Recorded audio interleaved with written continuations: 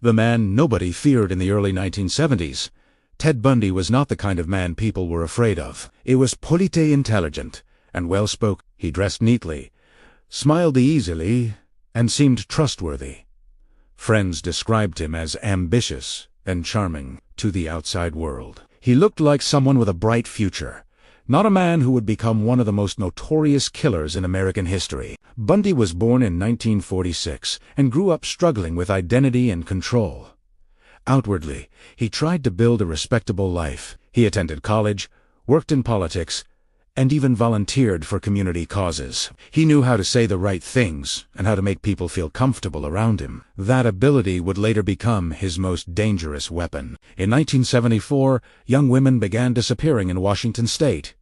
Many were college students. At first, the cases seemed unconnected. There were no witnesses, no clear suspects, and no obvious patterns. Fear slowly spread across campuses, but no one knew who to blame. Some witnesses mentioned a friendly man named Ted who asked women for help. He appeared injured, harmless, and polite. No one suspected that this man could be responsible for the growing number of disappearances. Trust came naturally, and that trust would cost lives. Ted Bundy did not hunt in dark alleys. He approached victims in public places, during daylight, surrounded by people. His confidence and calm behavior allowed him to hide in plain sight. This was the most terrifying part of all.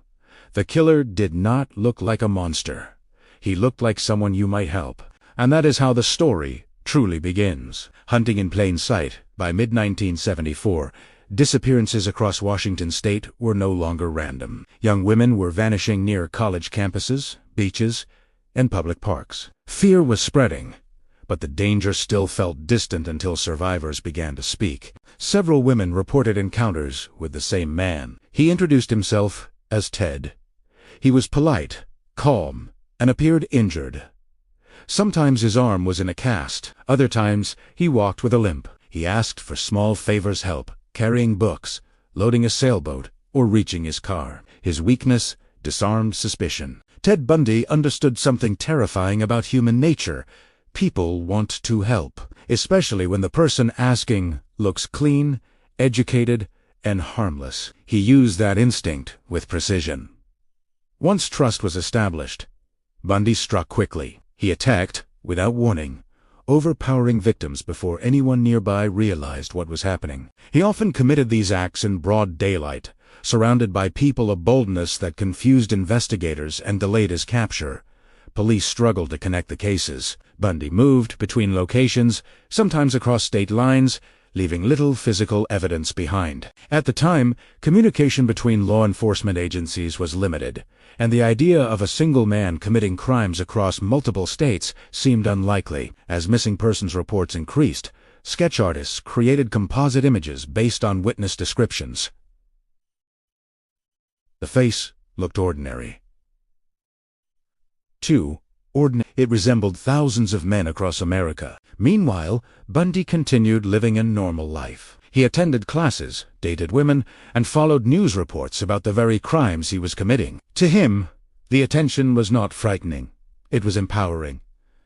The predator was no longer forming. He was active, confident, and escalating. And still, no one truly saw him. Arrest, escape, and arrogance. In August 1975, after months of disappearances and growing fear, Ted Bundy was finally arrested. A woman had survived an attempted abduction and provided crucial details. Physical evidence began to connect Bundy to multiple crimes. For the first time, the man who had hunted in daylight was sitting in a jail cell. But Bundy did not see arrest as defeat. He believed he was smarter than the police, the lawyers, and the system itself. He chose to represent himself in court, turning the trial into a spectacle.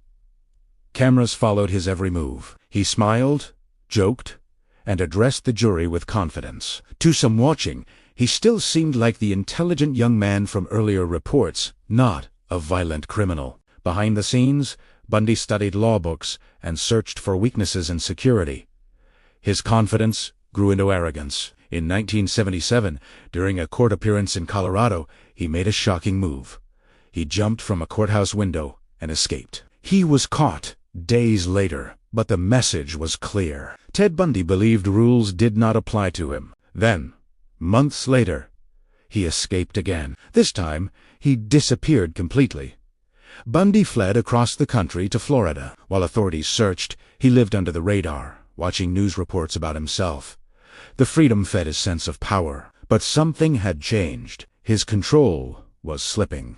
In Florida, his crimes became more reckless and violent. The careful planning of earlier years was gone. He was no longer hiding in plain sight.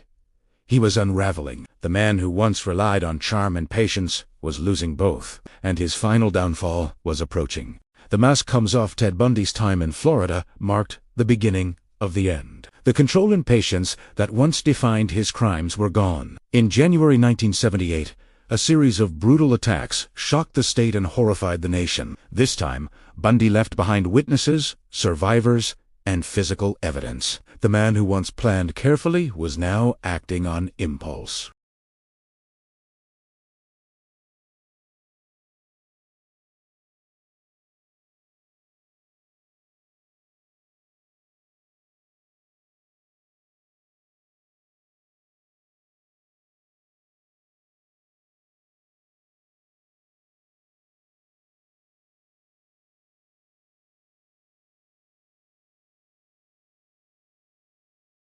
But the charm that once confused people now felt empty. The jury saw through it.